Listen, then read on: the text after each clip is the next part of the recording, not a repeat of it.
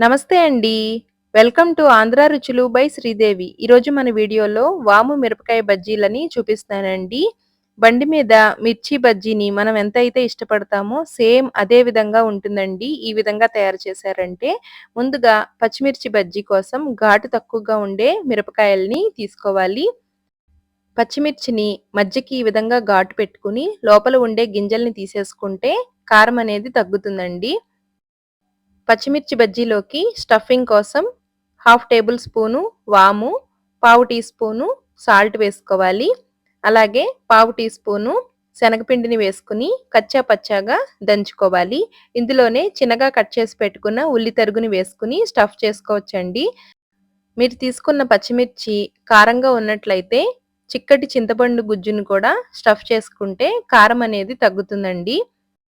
ఒక చిన్న రిక్వెస్ట్ అండి. మీలో ఎవరైనా ఫస్ట్ టైం మన ఛానల్‌ని చూసినట్లయితే ఛానల్‌లో ఉండే వీడియోస్‌ని కూడా ఒక్కసారి చూసి వీడియోస్ మీకు నచ్చితే లైక్ చేయడం మర్చిపోకండి. ఇలా రెడీ చేసుకున్న స్టఫింగ్‌ని మనం రెడీ చేసి పెట్టుకున్న పచ్చిమిర్చిలోకి స్టఫ్ చేసుకోవాలి. అన్నింటినీ ఈ విధంగా రెడీ చేసుకొని పెట్టుకోవాలండి. ఇప్పుడు పిండిని కలుపుకోవడం చూద్దాము. మిక్సింగ్ బౌల్ ఒకటి పెట్టుకొని అందులోకి 1 కప్పు శనగపిండిని తీసుకోవాలి.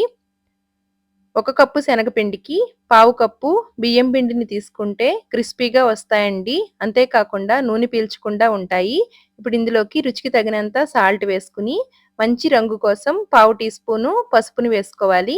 చిటికెడు వంట సోడా వేసుకుని ఒకసారి ఈ పొడి పిండిని బాగా కలిసేలాగా కలుపుకుని కొద్ది కొద్దిగా వాటర్ వేసుకుంటూ పిండిని రొట్టె పిండి మాదిరిగా కలుపుకోవాలండి. మరి జారుగా కలుపుకుంటే మనకి ఆయిల్‌లో వేసినప్పుడు నూనె పీల్చేస్తాయండి. కొద్ది కొద్దిగా వాటర్ వేసుకుంటూ పిండిని కలుపుకోవాలి.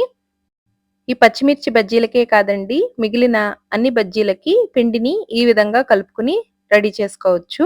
ఇప్పుడు మనం రెడీ చేసి పెట్టుకున్న పచ్చిమిర్చిని పిండిలో ముంచి డీప్ ఫ్రైకి తగినంత ఆయిల్ పెట్టుకొని ఆయిల్‌లో డీప్ ఫ్రై చేసుకోవాలి. ఈ విధంగా బజ్జీలకి పిండిని కలుపుకోవాలండి. ఇప్పుడు డీప్ ఫ్రైకి తగినంత ఆయిల్ పెట్టుకుని ఆయిల్ బాగా వేడైన తర్వాత ఫ్లేమ్‌ని మీడియం టు హై ఫ్లేమ్ పెట్టుకుని బజ్జీలని వేసుకోవాలి. మరి మంటని పెంచినట్లయితే పైన రంగొచ్చేస్తాయండి. లోపల సరిగ్గా వేగదు. తక్కువ మంటలో ఫ్రై చేసుకున్నట్లయితే ఆయిల్ పీల్చేస్తాయండి. ఈ విధంగా బజ్జీలు ఆయిల్‌లో ఫ్రై చేసినప్పుడు పైకి తేలుతూ రావాలండి. అప్పుడే పిండి కరెక్ట్‌గా ఉన్నట్లు. ప్యాన్‌కి సరిపడినన్ని మిర్చీలను వేసుకుని ఫ్రై చేసుకోవాలి. అన్నింటిని మంచి రంగొచ్చే వరకు ఫ్రై చేసుకుని వేడివేడిగా తింటే చాలా బావుంటుందండి. ఇదే విధంగా మిగిలిన పచ్చిమిర్చిని కూడా ఫ్రై చేసుకోవాలి. చాలా టేస్టీగా తక్కువ టైంలోనే బండి మీద వచ్చే రుచితోటి ఈజీగా తయారు చేసుకోవచ్చండి. చూసారు కదండీ! ఎంతో సింపుల్‌గా పచ్చిమిరపకాయ బజ్జీలని ఏ విధంగా తయారు చేశామో మీరు కూడా ట్రై చేసి ఎలా వచ్చాయో కామెంట్ చేయండి. వీడియో నచ్చితే లైక్ చేసి మీ ఫ్రెండ్స్ అండ్ ఫ్యామిలీ మెంబర్స్‌కి షేర్ చేయండి. మన ఛానల్‌లో ఉండే వీడియోస్‌ని మీరు ఎప్పటికప్పుడు చూడాలనుకుంటే ఛానల్‌ని సబ్స్క్రైబ్ చేసుకొని పక్కనే ఉండే బెల్ బటన్ క్లిక్ చేయడం అస్సలు మర్చిపోకండి. ఈ పచ్చిమిర్చి బజ్జీల లోపల స్టఫింగ్ కూడా పెట్టుకోవచ్చండి. చాలా బావుంటుంది. చూసారు కదండీ ఎంత బాగా వచ్చాయో. వీడియో నచ్చితే లైక్ చేయండి. Thank you.